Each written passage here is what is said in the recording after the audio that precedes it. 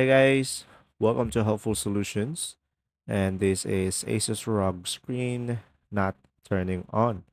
So, first is perform a hard reset by unplugging the AC adapter and remove the battery if removable, and press and hold the power button for 30 seconds to discharge residual power, and just simply reconnect the AC adapter and power on the laptop.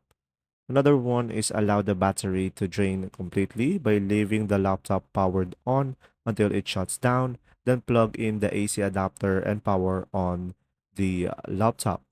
Another option is connect your laptop to an external monitor or TV using HDMI, and if the external display works, the issue may be with the laptop's screen or internal connections.